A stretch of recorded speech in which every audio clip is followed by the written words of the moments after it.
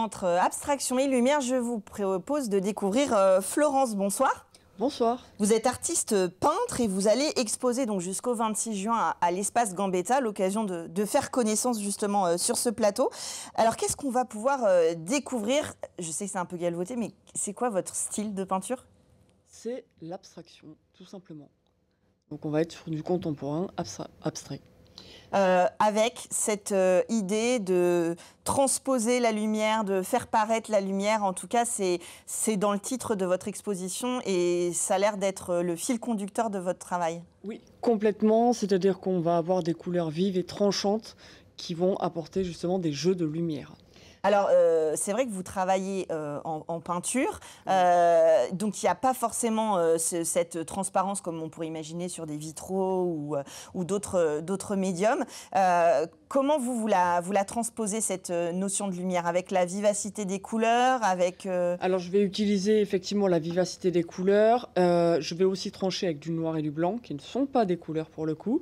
Je vais utiliser du scotch de masquage. Ça m'aide énormément. Je vais utiliser aussi de la bombe, du pochoir, des objets détournés que je peux trouver dans ma cuisine, dans la chambre de mon enfant. Tout un tas de choses qui vont pouvoir me permettre de créer des émotions, en fait. De faire un peu votre tambouille, en tout cas.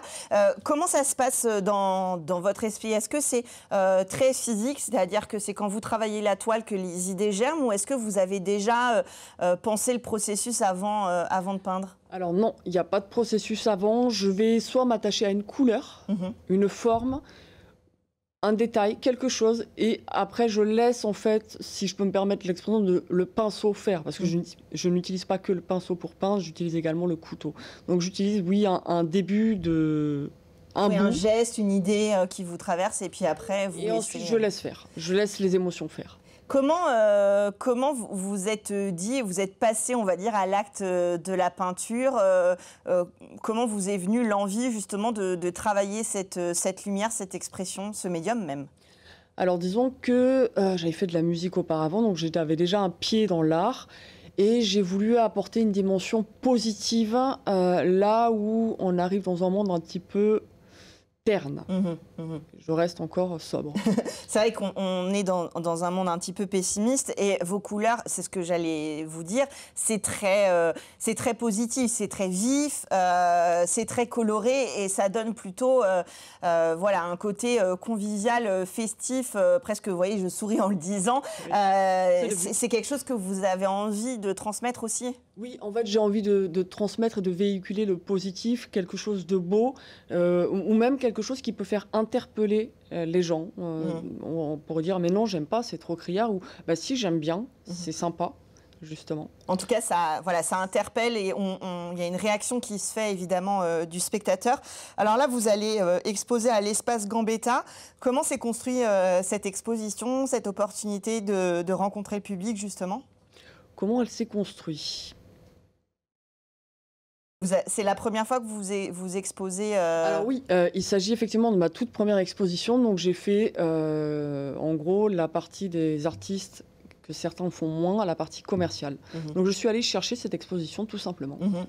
Pour pouvoir bien sûr pour pouvoir être visible et qu'on voit mon travail, etc. Et avoir des retours aussi, j'imagine que c'est ça l'enjeu, de voir comment sont reçues vos œuvres. Alors oui, de voir effectivement comment sont reçues les œuvres, comment les gens les voient, si elles les voient en positif ou en négatif, si elles aiment pas.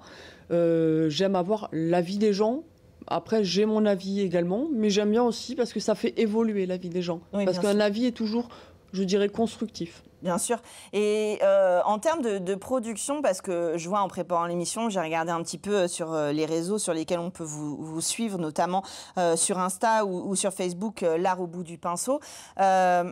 On voit que vous avez l'air de produire beaucoup. Ça a l'air assez dans la profusion. Quel est votre rythme de production? Ça va être une couleur, un événement, une météo qui va vous donner envie de peindre, ou c'est un besoin quotidien? Comment ça se passe? Alors, ça va pas être un besoin quotidien, c'est plus... alors, au début, je peignais le week-end, tout simplement. Il y a des week-ends où je peignais pas. Des fois ou même des week-ends qui étaient ultra productifs. Ensuite, je me suis mis à peindre la semaine et en gros, en 1 an et demi, j'ai produit, si je me trompe pas, 56 toiles. Ouais, ça vous envahit après, en fait, ça devient un de vos modes d'expression. Oui, complètement, complètement. Et c'est même un exutoire en fait, parce que quand je peins, je suis dans mon monde complètement. Mhm. Je me mets un casque sur les oreilles. D'ailleurs, ceux qui regardent ma chaîne TikTok verront qu'effectivement, j'ai toujours un casque ou quelque chose comme ça. Ouais, c'est pour vous plonger dans dans vos pensées, dans votre univers. Voilà, dans ma bulle, dans mes émotions, dans mon intérieur propre, pour justement pouvoir sortir quelque chose sur cette toile. Et après, dans l'espace Gambetta, comment vous agencez justement, comment vous avez choisi vos toiles et les mettre les unes à côté des autres? Vous avez quand même fait une sélection, j'imagine qu'il n'y a pas 50 toiles exposées. Eh ben, il va y en avoir 41. Ah bah donc voilà. Voilà. Donc on a normalement, il devait y en avoir 40 et en fait, on va rajouter une petite dernière. Une petite dernière pour la route. Voilà, c'est ça. Ce que vous avez fait cette dernière année, c'est votre travail contemporain ou vous avez aussi pris des toiles un peu plus anciennes ou vous avez pris votre travail récent? Les toiles datent de 2024 et de 2025. Donc on est vraiment sur ce que vous faites. C'est hyper récent. Est-ce que, alors on vous suit sur les réseaux sociaux, vous partagez beaucoup votre travail. C'est important aussi pour vous de partager la façon de faire? Oui, je trouve que c'est important parce que ça permet à la personne, on va dire lambda, de pouvoir découvrir comment ça se passe, comment se déroule, admettons, un accrochage, qu'est-ce qu'on prépare en amont d'un accrochage, etc. Mmh. Donc ça vous donne un petit peu les coulisses, on va dire, de votre travail. Et puis la possibilité éventuellement de prendre contact si une toile nous plaît ou si on a envie d'en découvrir un peu plus sur votre travail. C'est exactement ça pour qu'on puisse être dans mon univers. N'hésitez pas à suivre donc Florence sur Instagram, sur Facebook, l'art au bout du pinceau sur le site internet pour découvrir son travail. C'est très communicatif, en tout cas ça fonctionne bien. Donc on a hâte de voir cette exposition jusqu'au 26 juin. Oui, c'est ça. 26 juin à l'espace, jusqu'au 26 juin à l'espace Gambetta au Mans. Merci d'être venu nous présenter votre exposition. Merci et je tiens à remercier le CCAS du Mans et la ville du Mans. Qui vous permettent de faire cette exposition. Merci beaucoup. Vous viendrez nous parler de la suite de vos prochaines expositions qui seront lancées après cette première édition. Merci beaucoup d'être venu nous faire découvrir votre art sur le plateau. Et puis nous, on va finir l'émission en musique avec Lola Bay tout de suite dans Culturel.